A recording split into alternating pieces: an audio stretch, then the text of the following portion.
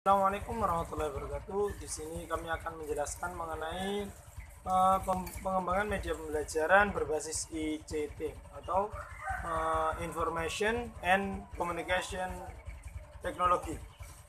Jadi kita harus pahami dulu apa makna daripada pengembangan uh, media pembelajaran. Media pembelajaran sendiri yakni dikatakan nanti bisa dicek di makalah, yakni suatu yang menjadi perantara guna memahamkan siswa oleh guru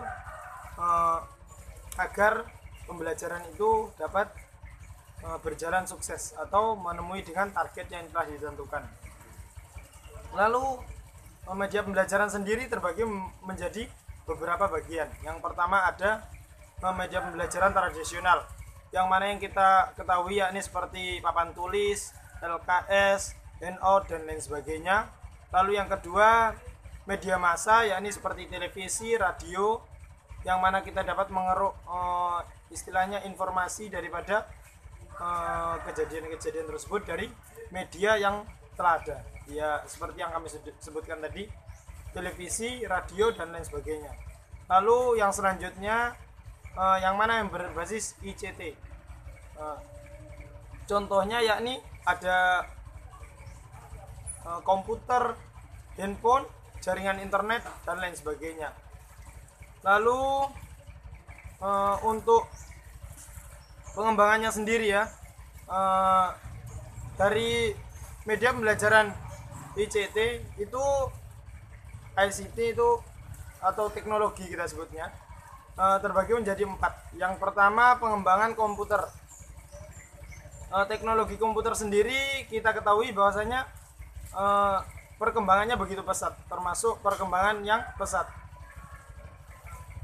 Hal ini dapat kita rujuk daripada bahwasanya yang pertama, komputer itu berasal daripada CPU dan perangkat-perangkat bisa perangkat keras lainnya atau hardware yang begitu rumit. Ada yang dikenal CPU, monitor, lalu ada keyboard dan lain sebagainya yang terdiri dari masing-masing bagian. Lalu dengan berkembangnya zaman, maka dibentuklah suatu perangkat yang sistemnya sama dengan komputer, yang mana kita kenal dengan istilah laptop dan juga notebook. Begitu juga tidak lepas daripada fitur-fiturnya, yakni semakin kesini maka fiturnya semakin baik. Ada juga programnya, ada OS, lalu program komputer, ada Intel Core dan lain sebagainya, seperti itu.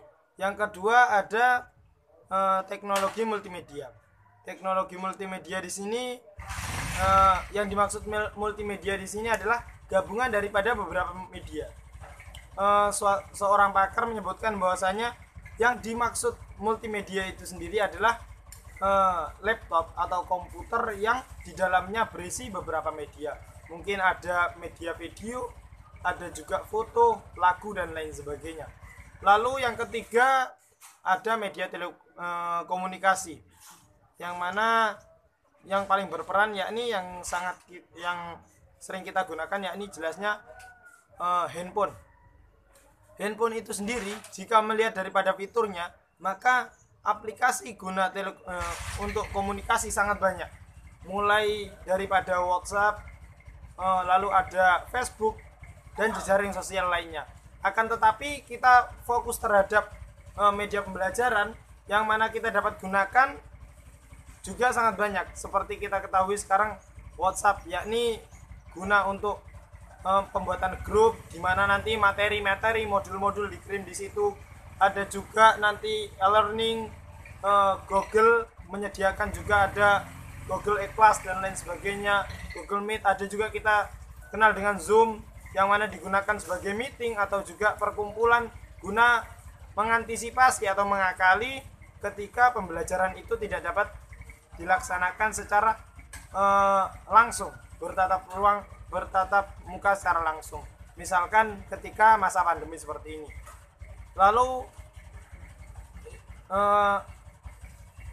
handphone ini, teknologi komunikasi ini sendiri dapat dikatakan sebagai teknologi yang perkembangannya paling pesat, dikarenakan kita zaman dulu misal zaman 90-an kita masih mengerti bahwasanya handphone itu masih sebatas hanya berkirim suara, tetapi mulai ke sini maka bukan hanya berkirim suara, tetapi kita juga saling bertatap muka, bisa mengirim gambar, contohnya ada juga video call, dan itu tadi dengan menggunakan aplikasi dan fitur-fitur lainnya seperti Zoom kita dapat membuat meeting ataupun grup kelas yang jumlahnya banyak orang. Lalu dan untuk yang terakhir ada teknologi internet. Teknologi internet merupakan teknologi paling penting yang mana menjembatani daripada teknologi-teknologi yang sebelumnya. Karena apa? Handphone juga guna mengakses adanya file, dokumen dan lain sebagainya perlu adanya internet. Terutama untuk zaman sekarang, kita ingin Zoom maka perlu adanya internet dan lain sebagainya. Internet juga perkembangannya cukup baik. Seperti kita ketahui bahwasanya dulu bermulai daripada ada GPRS, lalu GSM, dan sekarang kita kenal dengan jaringan 4G LTE, bahkan kadang-kadang ada 5G. Begitu juga mulai daripada LAN, WLAN, dan sampai WiFi yang mana mungkin kita sering temui bahkan dalam keseharian kita, mungkin atau mungkin di setiap tempat sudah banyak lah orang yang menggunakan jaringan WiFi ini sendiri. Terus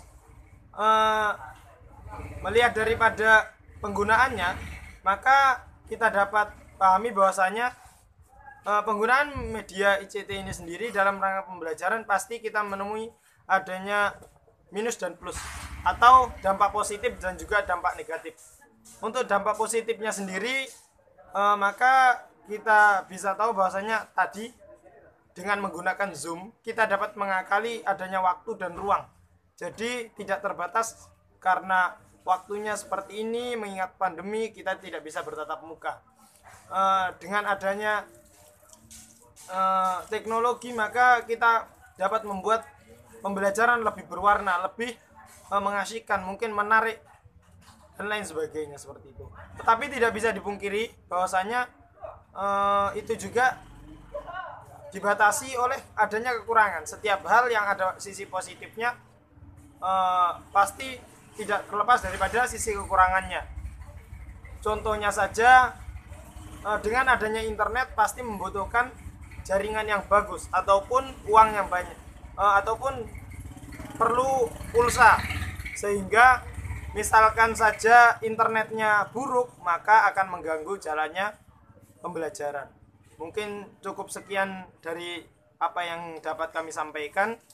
Kami dari kelompok 13 kami cukupkan demikian saja. Mungkin ada banyak kurangnya, itu semata-mata kurang dari kami. Wabillahi taufiq wal hidayah. Wassalamualaikum warahmatullahi wabarakatuh.